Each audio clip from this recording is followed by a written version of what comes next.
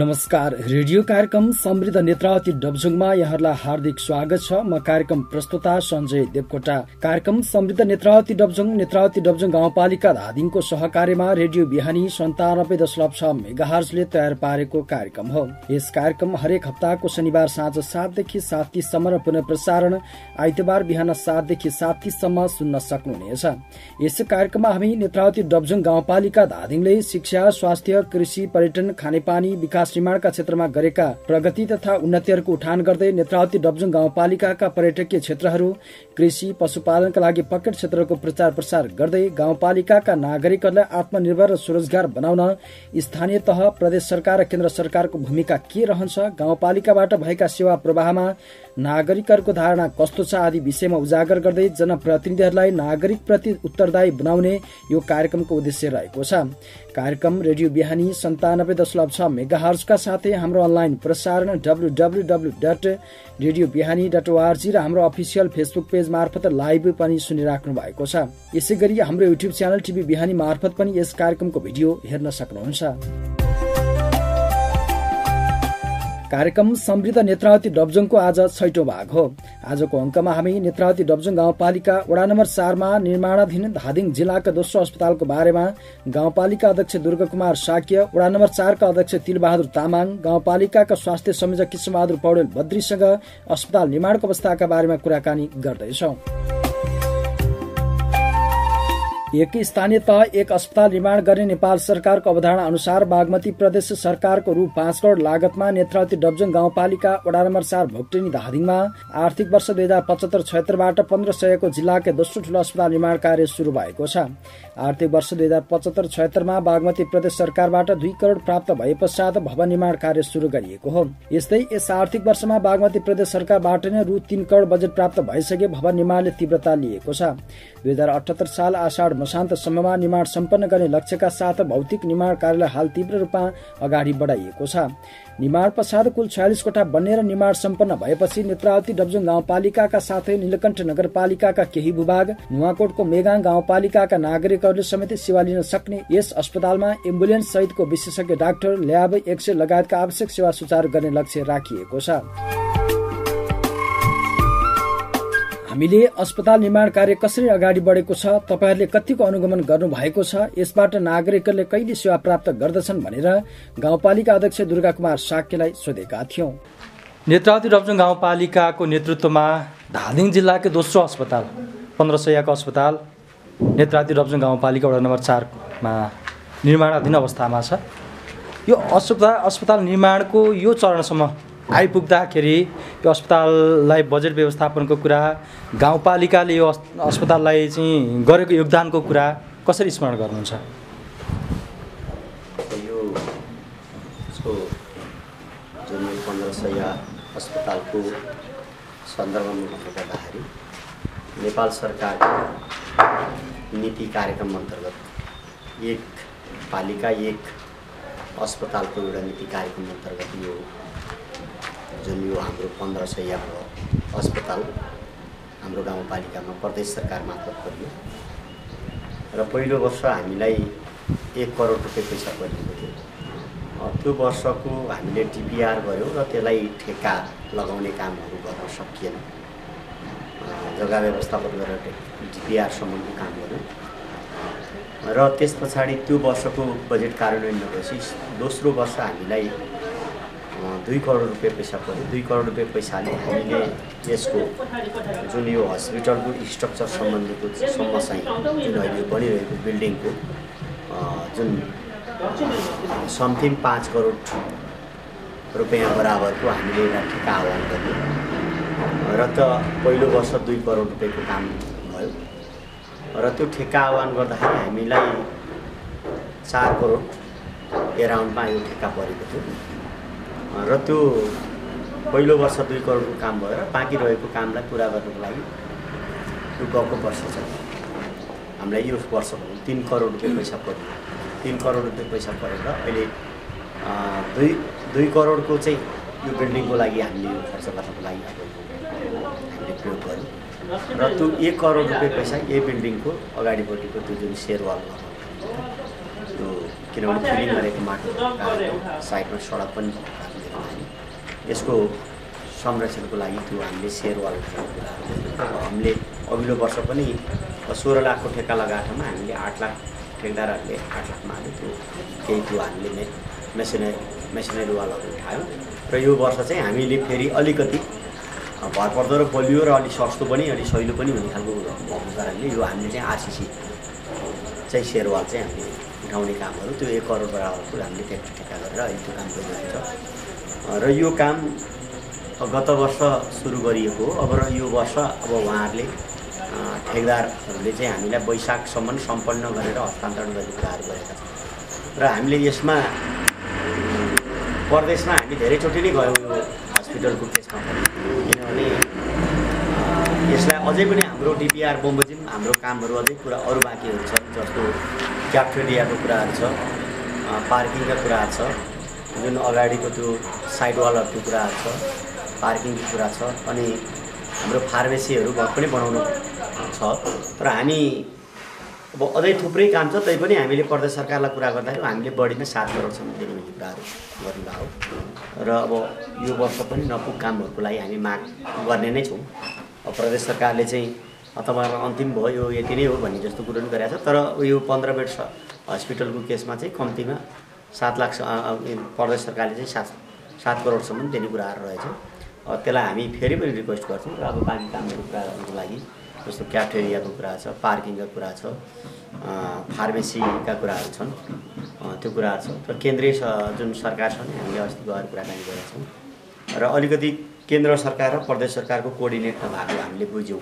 किनभने नेपाल सरकारको नीति तथा कार्यक्रममा एक पालिका एक अस्पतालको कार्यक्रम अन्तर्गत पर्ने ठाउँमा हामीलाई केन्द्र सरकारले नै यसपालि 5 बेडको अस्पताल भन्ने कुराहरू गर्यो। हामीले चाहिँ पहिलो 15 बेडको बनिसकेका छ, फेरि 5 बेड भने तपाईँहरूले फेरि थप दिने हो कि के हो कि एक के छ भन्ने कुराहरू भन्दाखेरि नेपाल सरकारको नीति तथा कार्यक्रम अनुसार एक पालिका एक अस्पताल त्यो भएको कारणले तपाईँलाई पर्ने एउटै हो। तपाईँले संरचना बनाए पनि मेन पावरको व्यवस्था तपाईँहरूले गर्नुपर्छ भन्ने खालको कुरा रहेछ। हामीले त्यो केन्द्र सरकारमा पनि परामर्श गरेको छ, गाउँसभाले पनि हामीले त्यसलाई डिसिसन गरेका छौँ र जिल्ला समन्वय समितिले पनि फेरि त्यसलाई निर्णय गरेर पठाउनु पर्नेछ। हामी जिल्ला समन्वय समितिलाई हाम्रो त्यो निर्णय चाहिँ हामी पठाउँछौँ र अब जिल्ला समन्वय समितिलाई रिक्वेस्ट गरेर हामी केन्द्रमा पठाउनेवाला छौँ र यसको दरबन्दीका कुराहरू मेन पावरको कुराहरूमा चाहिँ हामी त्यहाँ केन्द्रीय सरकारसँग कुराकानी कुराहरू भएको छ। स्वास्थ्य मन्त्रालयमा हामीले गएर कुराकानी गरेका छौँ र तथापि अहिले त्यो तुरुन्तै यो वर्ष नभए पनि हामीले यो आउने वर्ष यो कम्प्लिट भइसकेपछि गाउँपालिकाको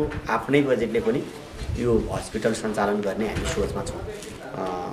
यो भवन सम्पन्न भइसकेपछि यो आउने आर्थिक वर्षबाट यो 78-69 को बजेटबाट हामीले यसलाई गाउँपालिकाले नै यहाँ डाक्टर ल्याब टेक्निसियनहरू लगायतका कर्मचारीहरू हायर गरेर हामी र यसलाई चाहिने आवश्यक एउटा इक्विपमेन्ट र मेडिसिन सहितको हामी यो हस्पिटल यो आर्थिक वर्ष यो 78-69बाट हामी यसलाई चालु गर्ने सोचमा छौँ। हामी चालु गर्छौँ किनकि यो भवन मात्रै बनाएर भएन, पब्लिकलाई सर्भिस दिनुपर्छ, डेलिभरी दिनुपर्छ।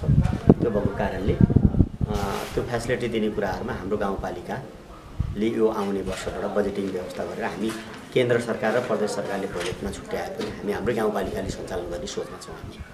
अब यो अस्पताल यहाँ यो आर्थिक वर्षमा निर्माण सम्पन्न भौतिक संरचना निर्माण सम्पन्न हुन्छ भनेर ठेकदार कम्पनीले पनि भनिराखेको छ र तपाईँले पनि त्यही अनुसारको कुराकानी गरिराख्नु भएको छ। अब यसबाट तत्काल सुरुवाती अवस्थामा कस्ता खालका सेवा प्रवाह हुन्छन्, नागरिकहरूले कस्ता खालका चाहिँ स्वास्थ्य सेवा लिन पाउँछन् यो अस्पतालबाट?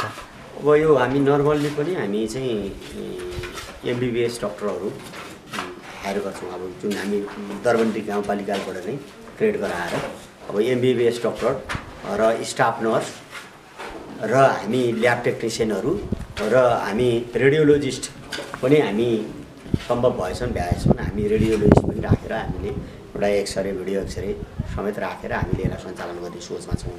सामान्य एउटा हात फ्र्याक्चर भयो भने एक्सरेको लागि धादिमिसी जानु पर्दैन। यो हस्पिटल किनभने जिल्लामै दोस्रो हस्पिटलको रूपमा मैले भनेको छु, किनभने सरेन्टारको अहिले चलिरहेको पनि प्राथमिक स्वास्थ्य केन्द्र यो हाइवेतिर चलिरहेको त गजुरीतिर चलेको पनि प्राथमिक स्वास्थ्य केन्द्र हो। जिल्ला हस्पिटल एउटा छ भने सेकेन्ड हस्पिटलको रूपमा अहिले हाम्रो गाउँपालिकाले यसलाई सुरुवात गर्दैछ। त्यो भएको कारणले गर्दाखेरि हाम्रो गाउँपालिकाले हामी नर्मल्ली पनि पहिलो वर्ष जिल्ला हस्पिटलले दिने सेवाहरू अब एउटा MBBS डक्टरलाई राख्ने र हामी पोसिल भयो भने हामी वीर हस्पिटल र टिचिङ हस्पिटलहरूसम्म हामी कोअर्डिनेसन गर्छौँ। इन्टर्नमा आउने डक्टरहरूलाई चाहिँ हामीले यहाँबाट इन्टर्नबाट पनि हामीले सेवा दिने, किनभने त्यो बेलामा हामी हप्तामा एकचोटि भने पनि विज्ञहरूलाई बोलाएर यहाँबाट सर्भिस दिने हामी त्यो खालको त्यो प्लानमा जाने सोच्छौँ। किनभने वीर हस्पिटलसँग पनि हामी कोअर्डिनेट गर्छौँ र टिचिङसँग पनि कोअर्डिनेट गर्छौँ र कोअर्डिनेट गरिसकेपछि केही हामी गाउँपालिकाले हायर गरेर जुन कर्मचारीहरू हामी दरबन्दी ग्रेड गरेर हामी राख्छौँ भनेदेखि केही सेवा सुविधाहरू सबै सेवा सुविधा हाम्रो गाउँपालिकाको जुन खर्चले टोटल्ली दिन नसक्ने कुराहरूमा चाहिँ हामी वीर हस्पिटलसँग र टिचिङ हस्पिटलसँग हामी एउटा प्रपोजल पेश गर्छौँ र इन्टर्नको लागि हामीलाई यहाँ पठाइदिनु होला। त्यहाँबाट इन्टर्नमा पठाइदिन्छु किनभने हामीलाई यातायातको सुविधा समस्या छैन। अब किनभने भारे मुरुङसम्म त पिच हुँदैछ यो मध्यपाडी लोकमार्ग पनि, केही दिनमा मध्यपाडी लोकमार्ग फेरि अब यो यता रोकिएको छ जुन पार्ट पनि अगाडि बढ्ने सम्भावना बढेर गएको छ। त्यो भएको कारणले अब यो हामी कहाँ काठमाडौँबाट यहाँ आउनुलाई धादिङबेसी आउनुभन्दा यहाँ छोटो पर्छ जुन टोखाको बाटो आउँदाखेरि पटुन्जे बजारसम्म आइपुग्दाखेरि काठमाडौँको गङ्गा फिल्म हलबाट हामी गाडी चढेर आउने हो भने 83 किलोमिटर छ। धादिङबेसीसम्म काठमाडौँबाट आउने हो भने 89 किलोमिटर छ। भनेपछि काठमाडौँबाट धादिङ आउनुभन्दा पनि यो बाटो छोटो पर्छ।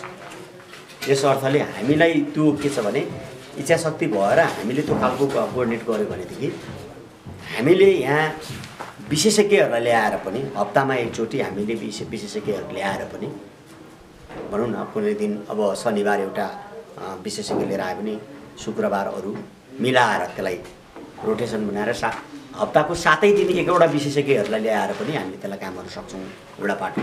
अर्को कुरो हामी जुन इन्टर्नमा आउने डक्टरहरूलाई हामीले यहाँ जुन हामीले प्रयोग गरेर पनि सेवा दिन सक्छौँ र मैले त्यो सम्भावना देखेको छु। जस्तै जिल्ला हस्पिटलले पनि इन्टर्नमा ल्याएर त्यहाँ काम सेवा सञ्चालन गरिरहेछ। त्यो जिल्ला हस्पिटलको लागि पनि हाम्रो गाउँपालिकाले यो हस्पिटल बन्नुभन्दा अगाडि हामीले पनि केही बजेटहरू त्यो इन्टर्नमा आउने डक्टरहरूलाई, किनभने धादिङकै हाम्रो गाउँपालिकाको पनि हुन्छ र अरू गाउँपालिकाको पनि हुन्छ भनेर केही पैसा हामीले जिल्ला हस्पिटललाई सहयोग गऱ्यो भने यो त हाम्रो आफ्नै हस्पिटल हो, हामीले त्यसलाई त इन्टर्नको लागि म्यानेज गर्न सक्छौँ। किनभने हामी कहाँ यति सम्पन्न व्यवस्थित एउटा भवन छ, उहाँहरूको त्यो डक्टरहरू आउँदाखेरि कहाँ व्यवस्थापन गर्ने कहाँ राख्ने भन्ने कुरा पनि समस्या हुँदैन।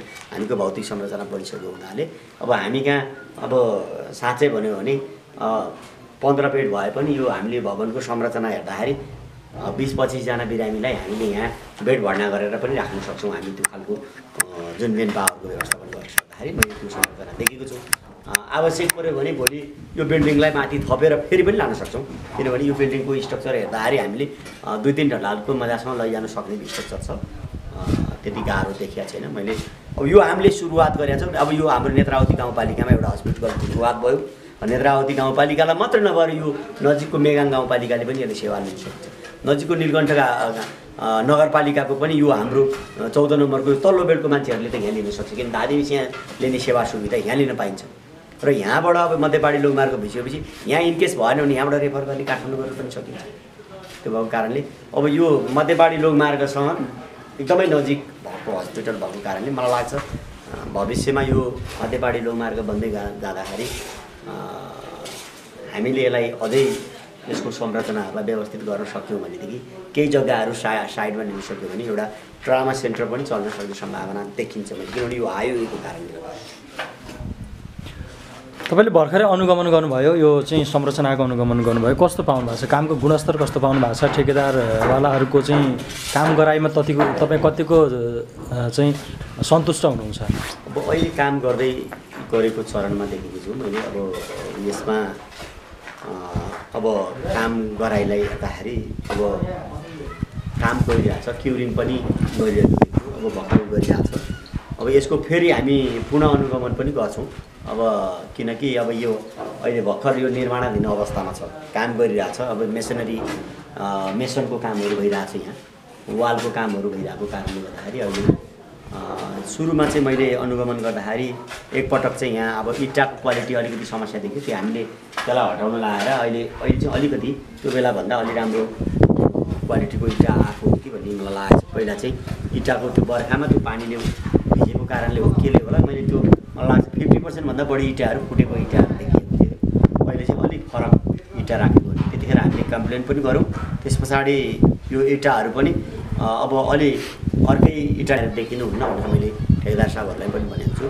किनभने रडहरू देखिसकेपछि बिस्तारै त्यहाँ अब रस्टहरू भित्र जान्छ। त्यो रस्टहरूको कारणले गर्दाखेरि फेरि त्यसलाई कमजोर बनाउने कुराहरू हुन्छ। त्यस कारण यो अगाडिपट्टि पनि मैले यो अब डन्डीहरू देखेको छु। मैले के छ भने यो अन्तिममा उहाँहरूको इस्टिमेटमा छ कि छैन मलाई थाहा छैन। कम्तीमा यसलाई यो डन्डीहरूमा यही अवस्थामा रहने हो भने पनि यही डन्डीको कारणले तल गएर त्यो पिलरहरूलाई को बिमहरूमा समस्या ल्याउन सक्छ। एउटा एन्टी रस्ट पेन्टहरू लगाएर त्यसलाई छोडिदिनलाई चाहिँ म ठेकेदार साहबहरूलाई पनि म निवेदन गर्छु। किनभने यो डन्डी भनेको त तपाईँको खिया लाग्न सक्छ। यसलाई एन्टी रस्ट पेन्टहरू लगाएर राखिदिनु पायो भने, अर्थात् नभए सामान्य एकदम कमजोर खालको सिमेन्ट र थोरै सिमेन्ट हालेर बालु हालेर पछि तोड्दाखेरि तोड्न सक्ने गरेर त्यो डन्डीहरू चाहिँ नदेखिने गरेर त्यसलाई पिलर उठाउनु पनि मैले के हुन्छ त्यस्तो। अब तपाईँहरूको नभएदेखि त्यसलाई अब कस्ट त्यसमा छैन भने न्यूनतम पनि त्यसलाई एन्टी रस्ट पेन्ट चाहिँ गरिदिनु म त्यो ठेकेदार साहबहरूलाई पनि त्यो खालको म निवेदन गर्छु। अब यो निर्माणको क्रम छ, यो गर्दै जाँदाखेरि अब हामी फेरि यसलाई के भन्छ यसको इन्भेस्टिगेसन पनि गर्छौँ। अब यो भनौँ न अब यसलाई सबै हामीले चेक गर्छौँ प्राविधिकहरू ल्याएर। अब यसको नगरिकन कतिपय कुराहरू त हामीले चेक गर्नुपर्छ। अन्तिममा पनि भर्खर हामी यो निर्माणाधीन अवस्था छ। अहिले भर्खर प्लास्टर गरिरहेको छ, कोही सुकिया छैन। अब अहिले हामीले चलाउने बित्तिकै नसुकेको सिमेन्ट अब झर्न सक्छ। त्यसलाई क्युरिङको अवस्था चाहिँ मैले अब के भनिरहेको छु भने कम्तीमा न्यूनतम 8 दिन चाहिँ रेगुलर चाहिँ क्युरिङ गर्नु पऱ्यो यो प्लास्टरको हकमा। तपाईँहरूले अब मैले वडा अध्यक्षज्यूलाई नै भन्छु, यहाँ म त अलिक टाढा हुन्छ। अब सिमेन्ट र बालुवाको मात्रा चाहिँ अब त्यो जुन मिलेको हुनु पऱ्यो, कति छ त्यसको मापदण्ड अनुसार गर्नको लागि मैले ठेकेदारहरूलाई पनि मैले अनुरोध गर्छु। किनभने यो हस्पिटल इनकेस केही भयो भने यो आइ गर्ने एउटा इन्जिनियरदेखि लिएर यो निर्माण गर्ने ठेकेदार पनि तपाईँ भोलि गएर यसले क्षतिपूर्ति दिनुपर्ने हुनसक्छ। किनभने यो त सरकारी काम हो। राज्यले त तपाईँलाई यो आइ गराएको छौँ हामीले। आइ गर्ने इन्जिनियरको पनि यो सोइल टेस्ट गर्दाखेरि कमजोर भएको रहेछ भने यो जमिनमा त्यो खालको भएन भने त्यो आइ गर्ने इन्जिनियरलाई पनि कानुनमा कारबाही हुन्छ। जस्तै निर्माण कम्पनीलाई पनि त्यो एउटा जुन कमजोर खालको एउटा मेटेरियलहरू राखेर जुन एउटा मापदण्ड अनुसारको अब क्वान्टिटी क्वालिटीहरूमा त्यो खालको कम्प्रोमाइज गरिदियो भने भोलि गएर यो त बिल्डिङमा त 24 घन्टा तपाईँको पेसेन्टहरू हुन्छ, डक्टरहरू हुन्छ। अब विभिन्न ठाउँमा हामीले सुनेका छौँ अब यो बिल्डिङको यो छतै झरेर मान्छे होइन चेपिएको अवस्था। त्यस्तो अवस्था आयो भने के हुन्छ भनेदेखि भोलि गएर त्यो ठेकेदारलाई पनि समस्या हुन्छ, निर्माण कम्पनीहरूलाई। किनभने अरू ठाउँमा निर्माण काम गर्ने बेलामा उसको किनभने लाइसेन्सहरूको ब्ल्याकलिस्टमा पर्न सक्छ, उसले काम नपाउन सक्छ। यो बिल्डिङ निर्माण गरेको त्यो तपाईँको क्षतिपूर्ति पनि दिनुपर्ने हुन्छ। किनभने सरकारले त त्यसलाई त्यो खालको एग्रिमेन्ट गरेको छ, त्यही खालको पैसा दिएको छ हामीले। त्यो भएको कारण त्यो क्वान्टिटी क्वालिटीमा चाहिँ हामी गाउँपालिकाले पनि कम्प्रोमाइज गर्न सक्दैन। त्यो कम्प्रोमाइज गर्ने खालको काम चाहिँ हामी निर्माण व्यवसायहरूलाई पनि के छ भने त्यो नगरिदिनुहोस् भनेर हामी आग्रह गर्छौँ। यो हाम्रो किनभने निर्माण व्यवसायहरू पनि कुनै दिन यहाँ आएर कोही बेलामा आएर उपचार गर्नुपर्ने हुन्छ, त्यो अवस्था आफू पनि पर्न सक्छ। त्यो भएर हामीले अहिलेसम्म हेर्दाखेरि ठिक छ। अब मुख्य कुरो यो फ्रेम स्ट्रक्चर एउटा बिल्डिङहरू जुन सिमेन्ट र जुन बालुवाको कामहरूमा माल मेटेरियलको एउटा क्वान्टिटी मिलेको हुनुपर्छ। त्यो माथि क्युरिङ चाहिँ विशेष कुराहरू हो। क्युरिङ चाहिँ राम्रो हुन सकेन भने सिमेन्टको आयु त्यति धेरै हुँदैन। किनभने विदेशमा त अब तपाईँको केमिकल हाल्या हुन्छ, क्युरिङ गर्ने सिस्टम हुँदैन।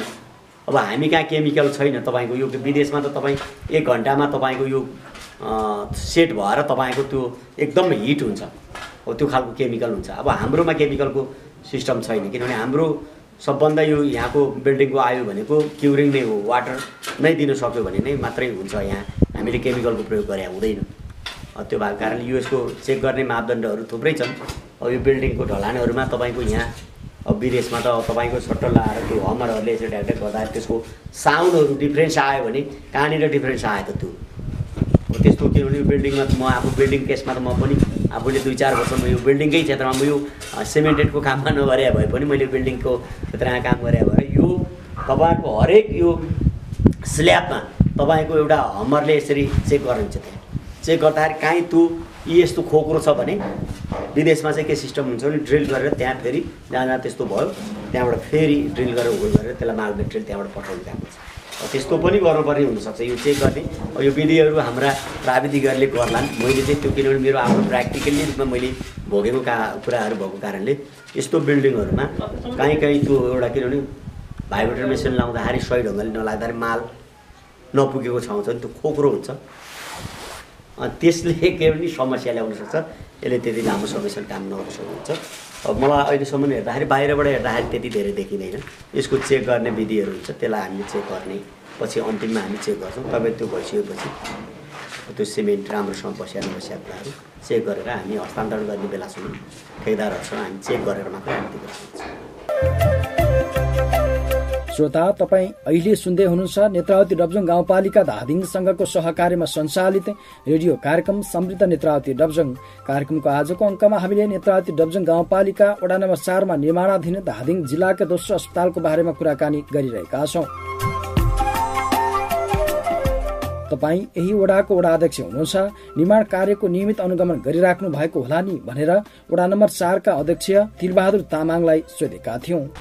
यो नेत्रावती डबजङ गाउँपालिकाको चाहिँ नेतृत्वमा धादिङ जिल्लाकै दोस्रो ठुलो अस्पताल 1500 अस्पताल निर्माणाधीन अवस्थामा छ। तपाईँ यही वडाको वडा अध्यक्ष हुनुहुन्छ।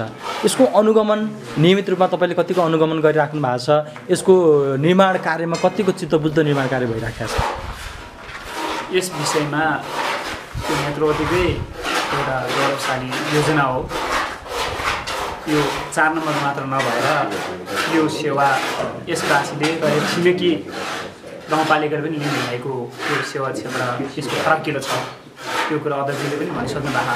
र यो निर्माण चरणको अवस्थामा म आफू यो वडाको हैसियतले वडाध्यक्षको हैसियतले निर्माणको कार्यक्रमहरूमा मेजर पार्टहरूमा यसमा तपाईँको डिबिसीमा हत्ती बाहिरमा ढलानमा म आफै सक्रिय रूपमा चाहिँ अगाडि बढेर हेरिरहेको छु। जहाँसम्म लाग्छ सिमेन्टको कुराहरू र गिटी बालुको कुराहरू माग मेटेरियल प्राविधिक अनुसार नै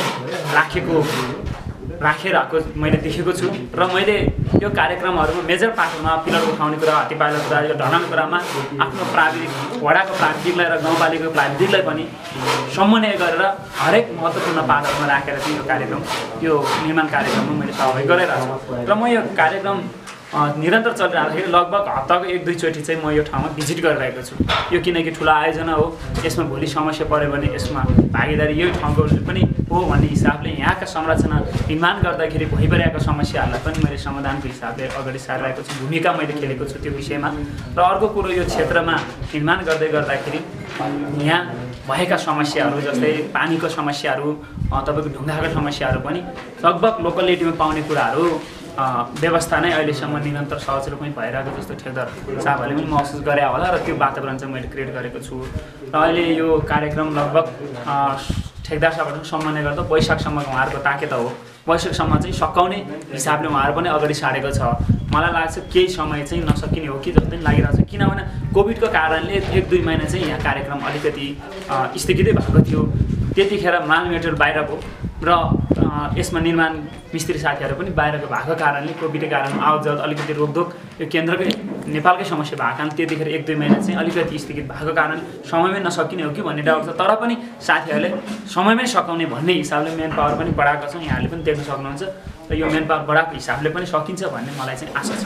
अब नागरिक यद्यपि यो हस्पिटल सञ्चालन त आइसकेको छैन, नागरिकहरूको उत्साह चाहिँ कस्तो पाउनु भएको छ? तपाईँ त फिल्डमा निरन्तर खटिराख्नु भएको छ। उहाँहरूको उत्साह मैले देखेको छु।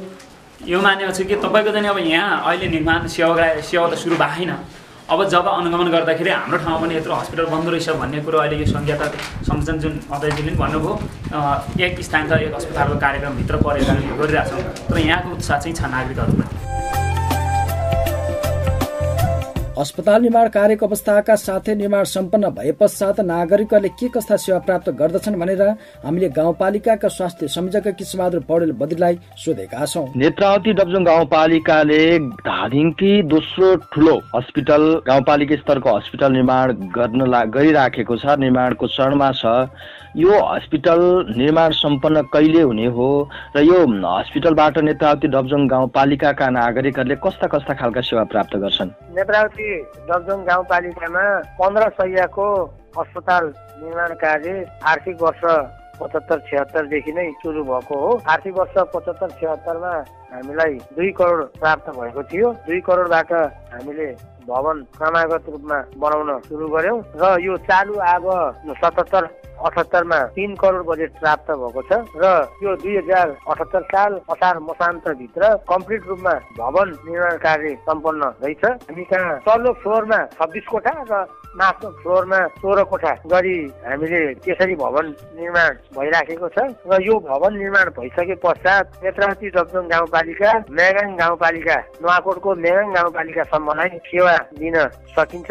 यसमा हेल्थ असिस्टेन्ट 2 जना, स्टाफ नर्स जना, ल्याब टेक्निसियन 1 जना, रेडियोग्राफर 1 जना, फार्मेसी सहायक 1 जना र कार्यालय सहयोगी 2 जना राम्रो तरिकाले विस्तार हुने कुरामा हामी विश्वस्त छौँ।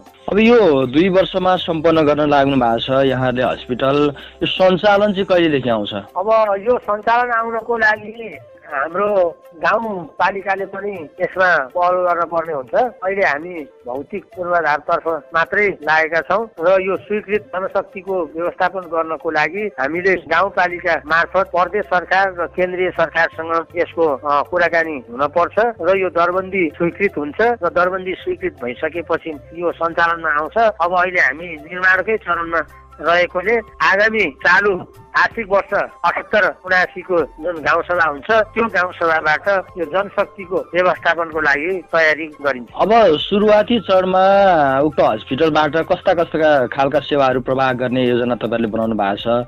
जनतालाई कस्ता कस्ता सेवा चाहिँ दिने योजना छ तपाईँहरूको? होइन, मैले अघि नै यो दरबन्दीको विषयमा यहाँलाई अवगत गराएँ। यो मेडिकल अधिकृत सहितको टिम रहने भएको कारणले यसमा थुप्रै सेवाहरू विस्तार हुन्छ।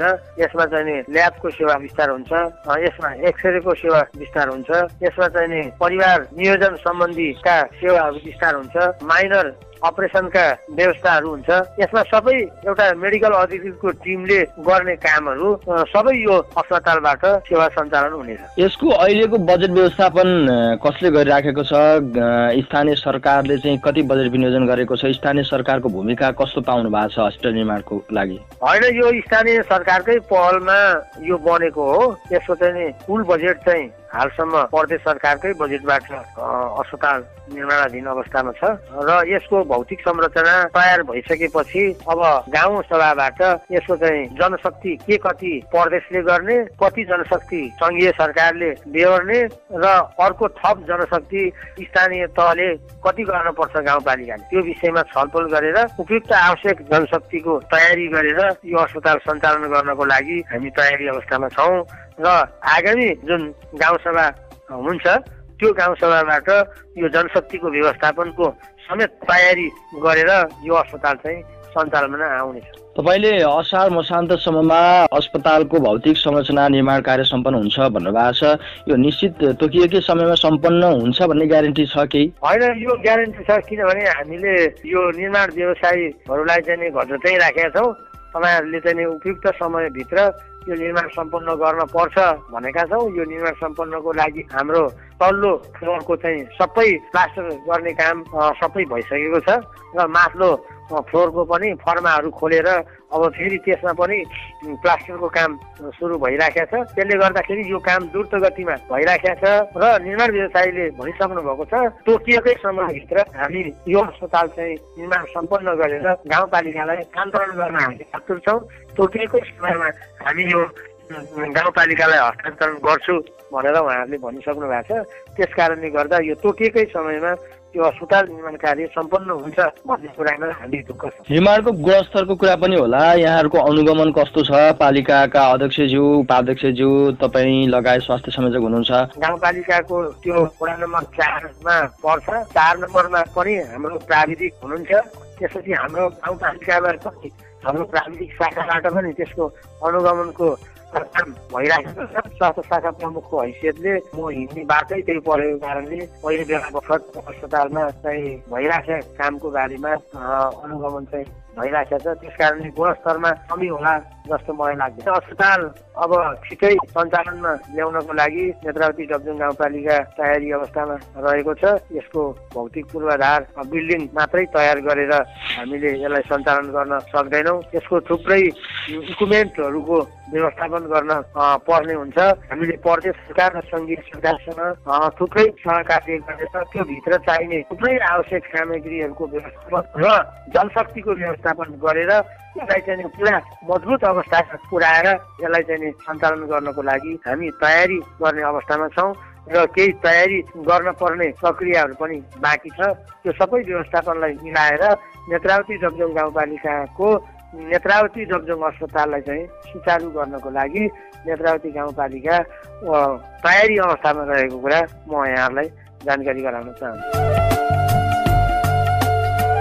कार्यक्रम समृद्ध नेत्रावती डबजुङको आजको बसाइमा हामीले नेत्रावती डबजुङ गाउँपालिका वडा नम्बर 4मा निर्माणाधीन धादिङ जिल्लाका दोस्रो अस्पतालको बारेमा गाउँपालिका अध्यक्ष दुर्ग कुमार साक्य, वडा नम्बर 4 का अध्यक्ष तिलबहादुर तामाङ, गाउँपालिकाका स्वास्थ्य संयोजक कृष्णबहादुर पौडेल बद्रीसँग अस्पताल निर्माणको अवस्थाका बारेमा गरिएको कुराकानी प्रस्तुत गर्यौं। यिनी विषयवस्तुका साथसाथै नेत्रावती डबजुङ गाउँपालिका धादिङसँगको सहकार्यमा सञ्चालित रेडियो कार्यक्रम समृद्ध नेत्रावती डबजुङको आजको अङ्कबाट बिदा माग्नुपर्ने बेला भएको छ। यो कार्यक्रम रेडियो बिहानी 97.6 मेगाहर्जमा हरेक हप्ताको शनिबार साँझ 7 देखि 7:30 बजेसम्म र पुनर्प्रसारण आइतबार बिहान 7 देखि 7:30 बजेसम्म सुन्न सक्नुहुनेछ। हामीले यस कार्यक्रमको भिडियो हाम्रो युट्युब च्यानल टिभी बिहानीमा पनि राखेका छौं। हाम्रो फेसबुक पेज मार्फत लाइभ पनि गरेका छौं। यस्तै कार्यक्रमसँग सम्बन्धित रहेर तपाईका कुनै जिज्ञासा अथवा चासो छन् भने हामीलाई 010-520-267 मा फोन गरेर आफ्नो जिज्ञासा वा टिप्पणी टिपाउन सक्नुहुन्छ। साथै नेत्रावती डबजुङ गाउँपालिकाको कार्यालयमा सम्पर्क गरेर पनि आफ्नो जिज्ञासा राख्न सक्नुहुनेछ। अर्को साता अर्को कार्यक्रम लिएर आउने नै छौं। त्यतिन्जेलसम्मका लागि कार्यक्रमका सम्पूर्ण युनिटका साथै म कार्यक्रम प्रस्तुता सञ्जय देवकोटा पनि बिदा हुन चाहन्छु। तपाईको साता शुभ बितोस्। नमस्कार।